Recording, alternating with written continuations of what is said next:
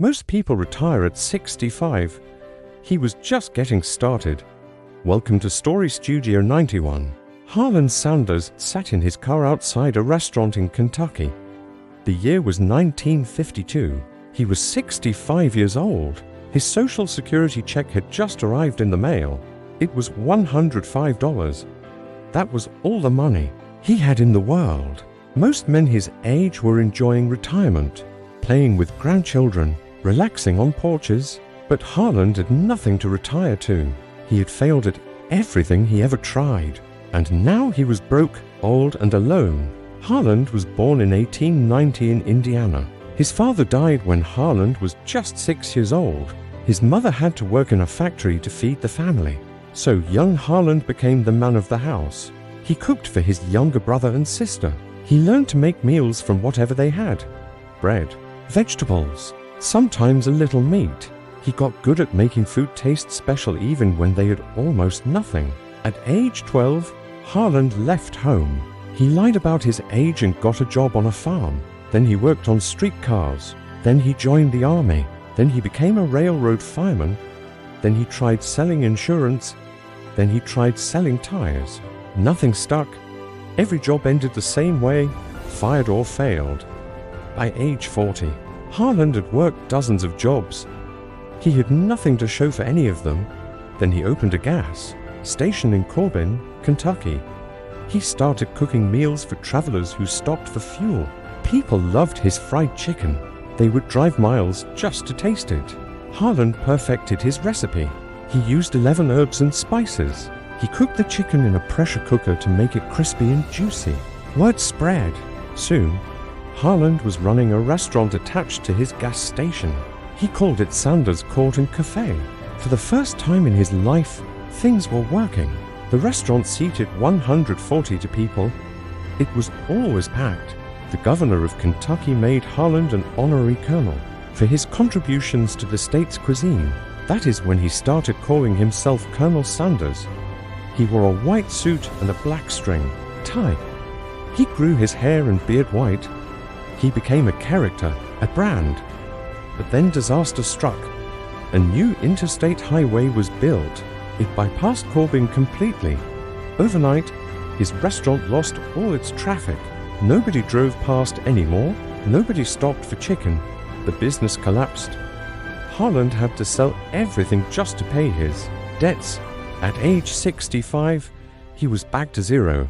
Actually, worse than zero. He was old, tired, and broken. Most people would have given up.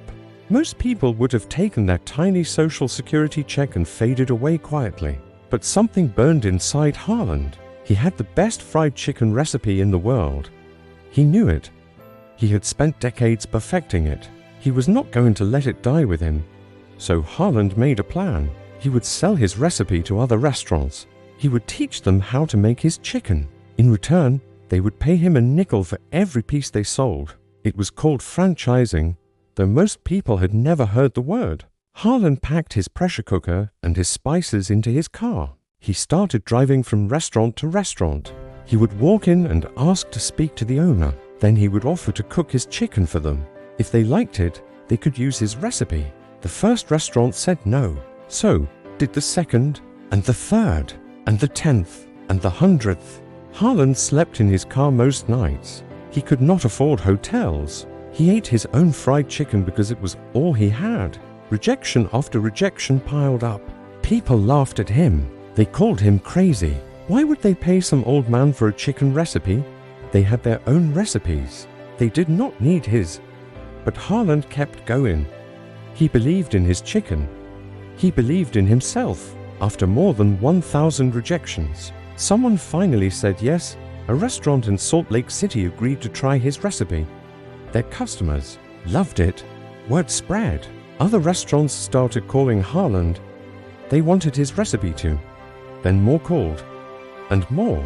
Within a few years, Harlan had franchised his recipe to over 600 restaurants across the United States and Canada. Kentucky Fried Chicken was born. The company grew faster than anyone imagined. In 1964, Harlan sold the company for $2 million. $2 million at age 75. The man who had been broke and homeless just a decade earlier was now a millionaire. But the new owners wanted Haaland to stay on as the face of the brand. So, he traveled the world promoting KFC. He appeared in commercials. He shook hands with fans. He became one of the most recognizable faces on the planet. That white suit, that white beard, that warm smile. Colonel Sanders became an icon. KFC grew into a global empire. Today there are over 25,000 KFC restaurants in more than 145 countries. Billions of people have tasted his recipe. The company is worth billions of dollars, all because one 65-year-old man refused to accept that. His life was over. Haaland Sanders died in 1980 at age 90. But his legacy lives forever. Every time someone bites into a piece of KFC chicken, they taste his dream. They taste his persistence. They taste his refusal to quit. Colonel Sanders once said something simple but powerful. I made a resolve then that I was going to amount to something if I could, and no hours, nor amount of labor, nor amount of money would deter me from giving the best that there was in me. Those words built an empire. You are never too old to start. You are never too broken to rebuild. Age is just a number. Failure is just feedback. What matters is what you do next. What matters is whether you quit or keep going. If a 65-year-old man with $105 can build a billion-dollar empire, what is your excuse? What is stopping you? Your best days are not behind you. They are ahead of you, waiting for you to claim them. If this story fired you up, please like the video and subscribe to Story Studio 91. Share this with someone who thinks they are too old or too late to chase their dreams. Remind them that it is never too late to start.